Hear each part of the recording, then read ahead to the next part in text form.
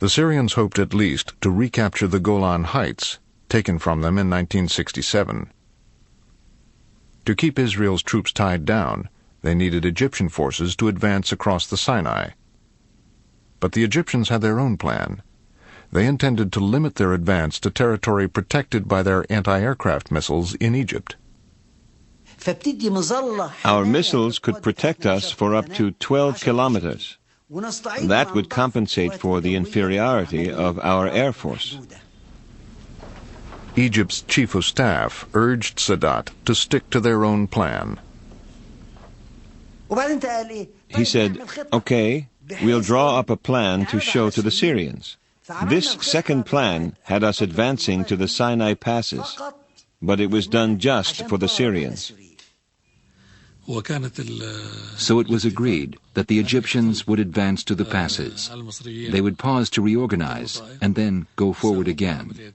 Meanwhile, we would occupy the Golan Heights.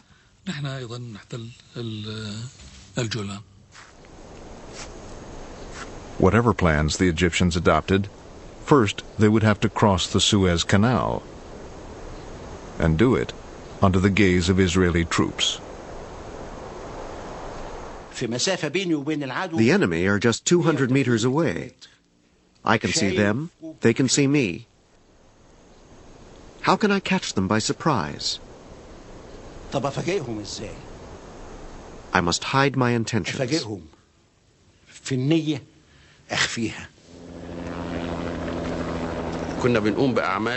We carried out many military exercises. The aim was to deceive Israeli intelligence.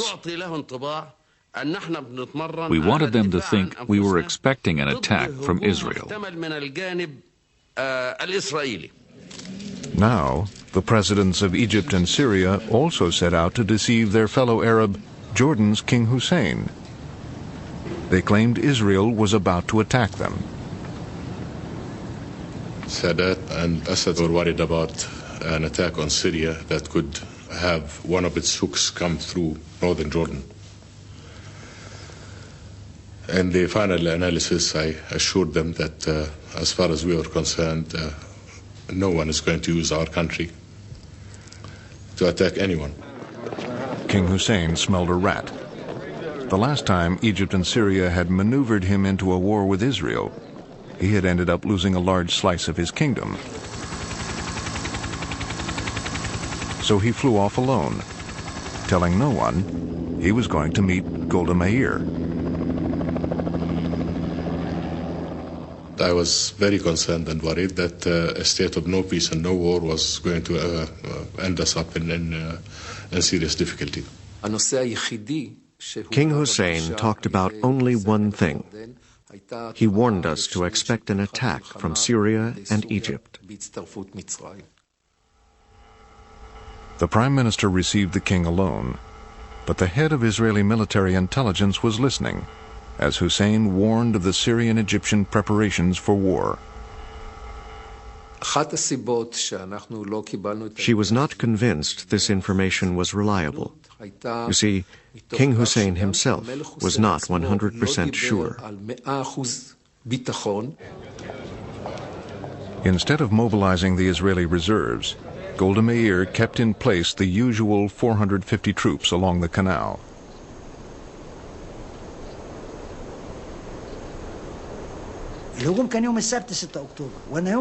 The attack was due on Saturday, October 6th. On the Friday, I went down and looked across the canal. On the other side, nothing was moving. I went back and told Sadat, "They can find out now. I don't care."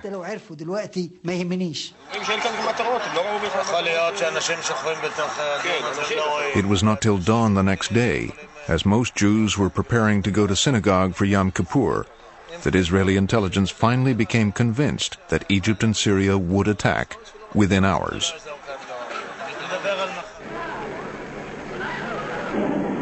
The Israelis heard the call to arms on the radio and from rabbis in their synagogues. At 2 p.m., as civilians were reporting for duty, Egypt opened fire.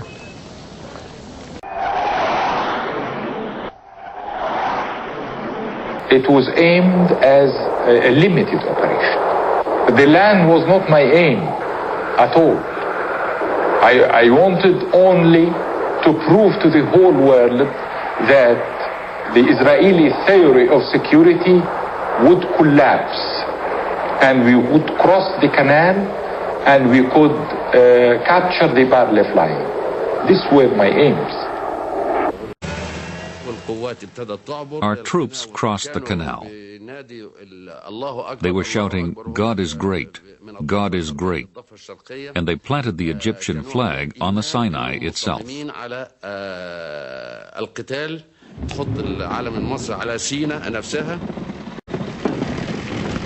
About 6 o'clock, I told my people, my forces, felicitations. The Israelis has lost their balance. Sadat's armies drove the Israelis from the Suez Canal. Israel's Air Force tried to retaliate, but failed to break through Egypt's missile cover. I remember coming to the canal when I arrived in my division after 24 hours of going without tanks across the desert on chains. I saw a young officer. Yeah, he said, he looked at me, was like that. As he could not believe, he said, "We cannot stop them. We cannot stop them." Our forces, for the first time, suddenly felt that they cannot stop the Egyptians.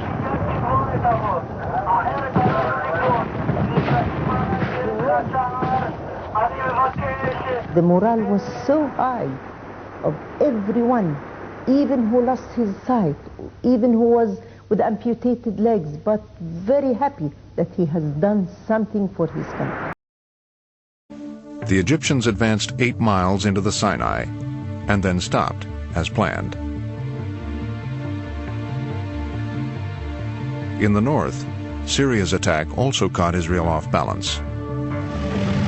600 Syrian tanks rolled over Israel's defenses and across the Golan Heights.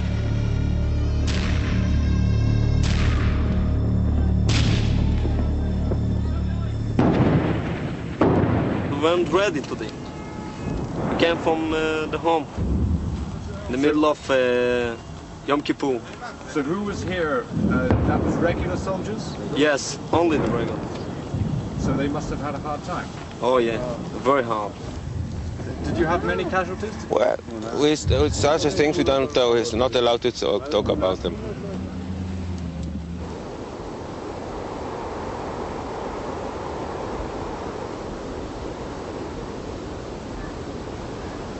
The Syrians were expected to press their advantage.